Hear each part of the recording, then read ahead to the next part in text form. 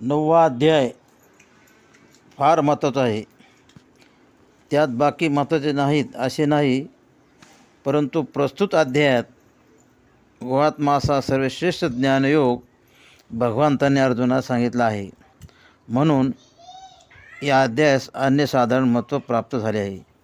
म्हणून 9वा अध्याय हा 9व्या अध्यायासारखा आहे, याला उपमा नाही.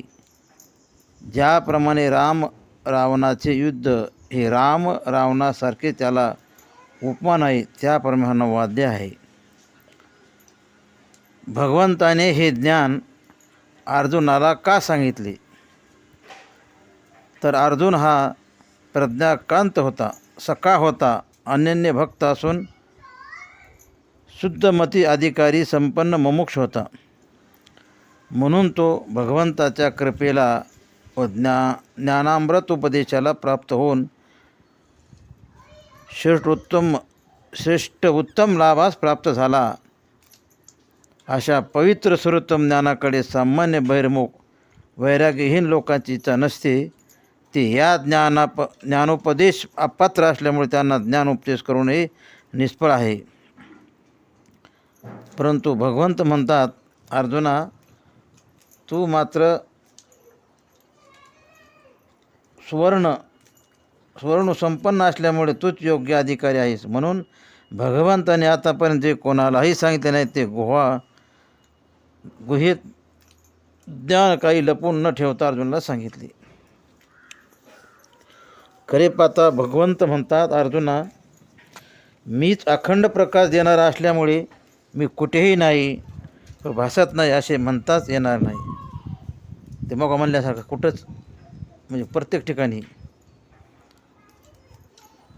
सर्व जग मीच व्यापलेले आहे. माझे निराकार तत्व जिथले त्या योगे हे विश्व आकाराला आले. त्यामुळे वेगवेगळ्या वस्तू आकार माझ्या ठिकाणी भासतात, परंतु त्यात मात्र मी नसतो. परंतु अज्ञानी जीवांना हे कळत नाही व आपल्या कल्पनेप्रमाणे माझ्या ठिकाणी अनेक तत्व मानतात व आपल्याप्रमाणेच माझ्या ठिकाणी कर्तृत्व भोक्तृत्व जन्ममरणादी कल्पून सुखदुःख भोगतात. कारण न कळल्यामुळं, कारण अज्ञानामुळे जीवांना माझ्या यथार्थ स्वरूपाची ओळख झालेली नसते. अर्जुना, माझ्या ऐश्वर्ययोगाचा विचार केला असता या विश्वात ब्रह्माहून भिन्न अशी कोणतीही वस्तू नाही. सर्वत्र एक सत्तावान ब्रह्म सर्वाच्या ठिकाणी ओतप्रेत भरलेले आहे. तेच या सृष्टीमध्ये विविध ठिकाणी दृष्ट या रूपाने आकारला आलेले आहे. वास्तविक सर्व नामरूपात्मक ही सृष्टी मायजन्य असून ती प्रकृतीचे परिणाम आहे. दृश्यमान सर्व जगत, जीव, प्राणी मात्र या प्रत्येक आकारामध्ये ब्रह्मच म्हणजे मीच ओतप्रोत भरलेला आहे. एवढेच नव्हे तर सूर्य, इंद्र, वेद अशी ही देखील माझीच रूपे आहेत. फार काय सांगू अर्जुना, मी येथे नाही अशी जागाच नाही. अशी ज्याची समजूत झालेली असते ते ज्ञानीभक्ताचे लक्षण आहे, ज्ञानीभक्ताचं लक्षण आहे ते. परंतु दुर्दैवाने अज्ञान लोक अज्ञानामुळे मला त्यात गवतात व जो मी निराकार आहे त्या मला आकार आहे रेगवाला सगुण समजतात आणि नावरहित असून मला नाव देतात. मी क्रियाशून्य असून मी क्रिया करतो असे म्हणतात. देहादी मर्यादारहित असून मला जन्म नवनाधिक देहधर्माचे संबंध माझ्या ठिकाणी लावतात. एकंदरीत सर्वत्र वेगळा असलेला मी मला ही परिचिन्न समजून लागतात. त्यामुळे त्यांना माझे यथार्थ ज्ञान होत नाही, कारण ते प्रकृतीच्या अधीन झालेले असतात. परंतु अर्जुना, सर्वत्र सारखा मीच ओतप्रेत भरून आलेला आहे असे समजून माझी अनन्य भावी भक्ती करतात.